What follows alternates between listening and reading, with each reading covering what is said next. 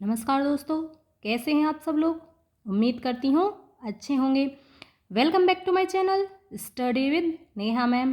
तो चलो बच्चों, आज हम शुरू करते हैं रुचिरा सेकेंड क्लास 7 की ये बुक है। इसका चैप्टर नंबर 8, उसके क्वेश्चन आंसर अभ्यास प्रश्न हम इसके करते हैं। अभ्यास प्रश्नों को शुरू करने से पहले मैं आज फिर से आपसे पूछती हूँ कि आपने इसका हिंदी अनुवाद अच्छे से किया है। अगर आप इसका हिंदी अनुवाद, हिंदी अर्थ अच्छे से कर लेते हो इस चैप्टर का, तो आपको इसके क्वेश्चन आंसर बहुत ही अच्छे से याद हो जाएंगे।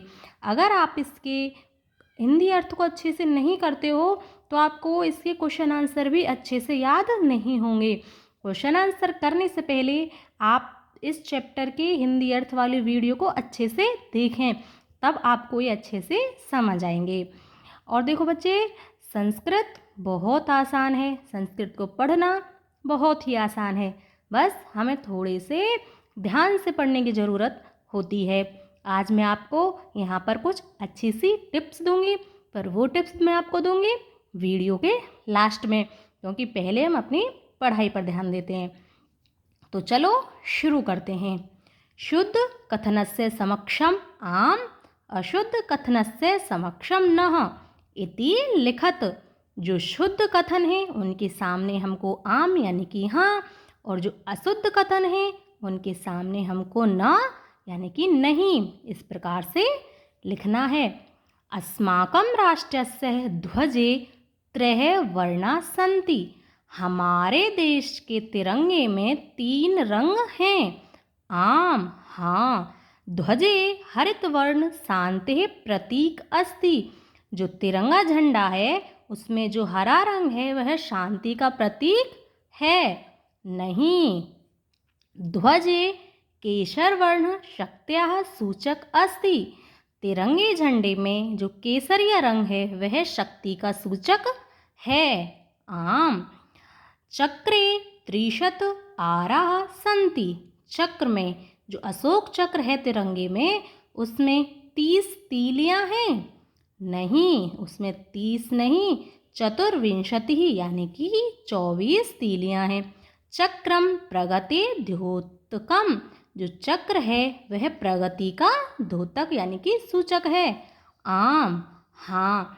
अब देखो, अधोलिखितेषु पदेषु प्रयुक्ताम विभक्तिम वचनम च लिखत।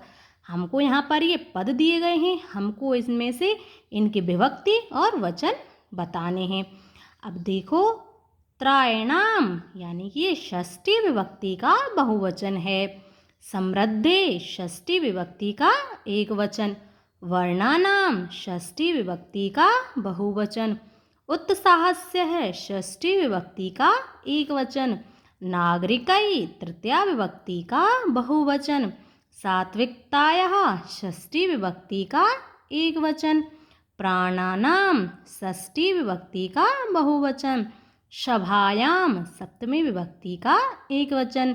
आपको बेटा यहाँ पर संस्कृत पढ़ने से पहले आपको ये रूप याद होने चाहिए, क्योंकि आप क्लास 6 की संस्कृत पढ़ के आए हो, अब 7th की पढ़ रहे हो, फिर आपको 8th क्लास की भी पढ़नी है, तो आपको इसके ये रूप याद होने चाहिए। अगर आप इनको शब्द रूप और धातु रूप को अच्छे से याद कर लेते हो तो आपको संस्कृत में कुछ भी फिर कठिन नहीं लगेगा, सब कुछ बहुत ही आसान हो जाएगा। आपको हिंदी अनुवाद अच्छे से समझ में आया करेगा, सब कुछ बहुत ही अच्छे से समझ आएगा।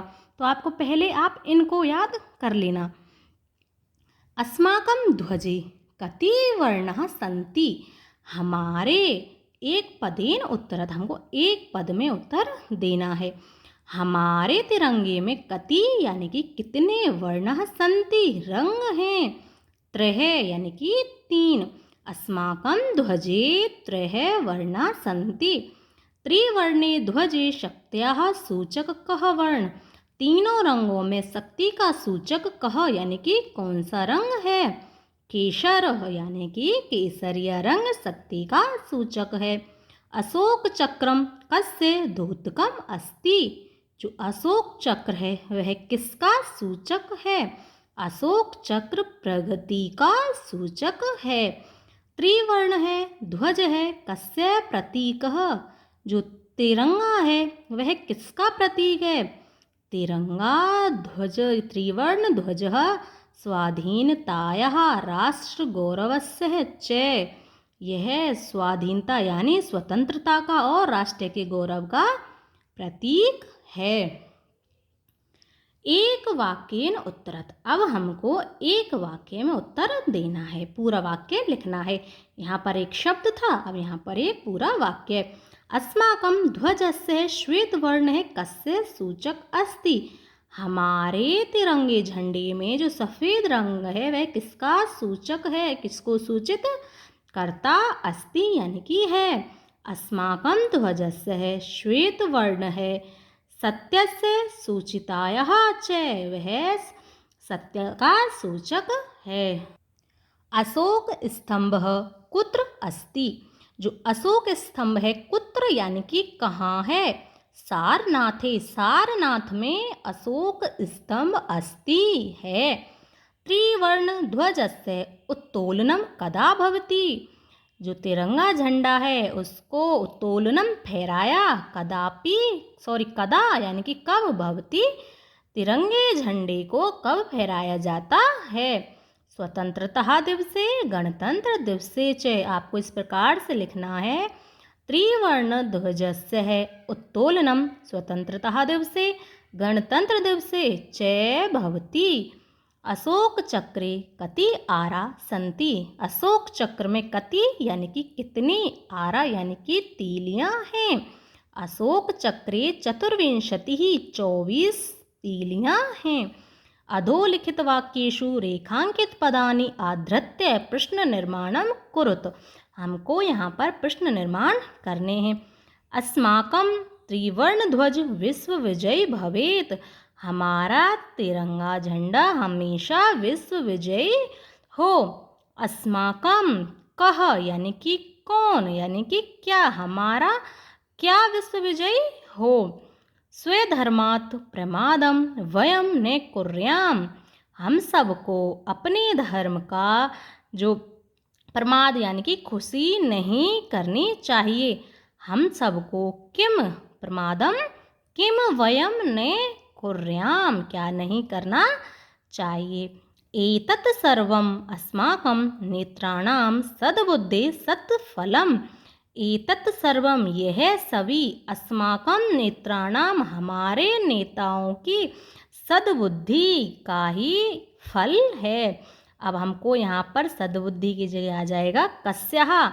एतत् सर्वम यह हमारे नेताओं की क्या, किस चीज़ का फल है। शत्रुणाम समक्षम विजय सुनिश्चित भवेत।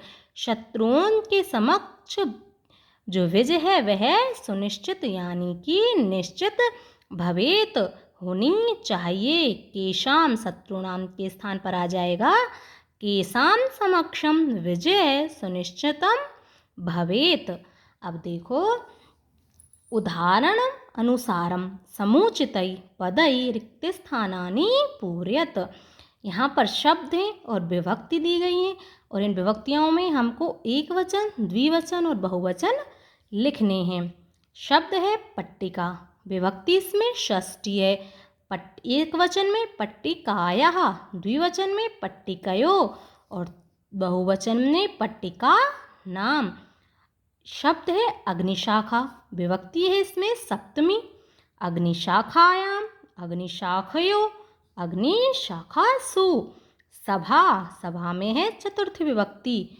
सभायै, सभाभ्याम, सभाभ्य। अहिंसा, इसमें है द्वितीय विभक्ति।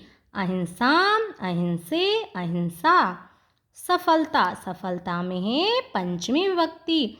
सफलतायाः, सफलताभ्याम, सफलताभ्य।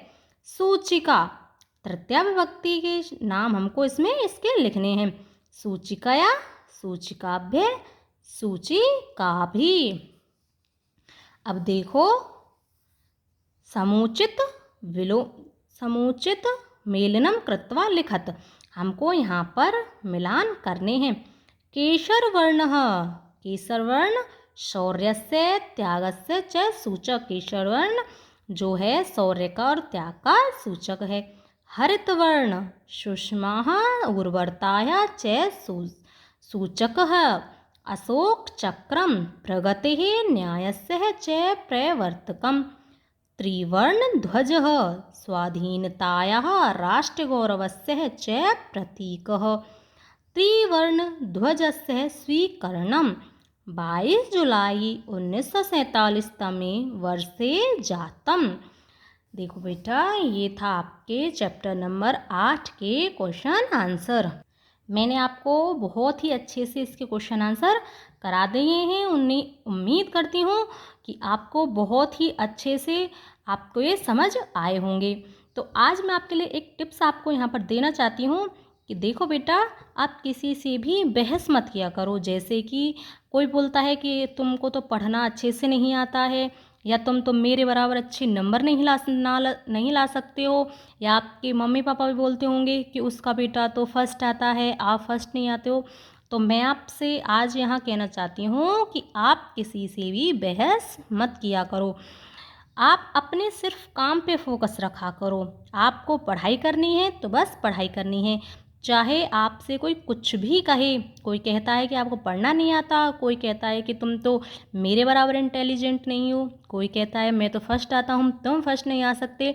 तो इस प्रकार से आप किसी से भी बहस मत किया करो। बस अपने काम पर ध्यान रखो और हमेशा पढ़ाई का बार बार रिवीजन किया करो।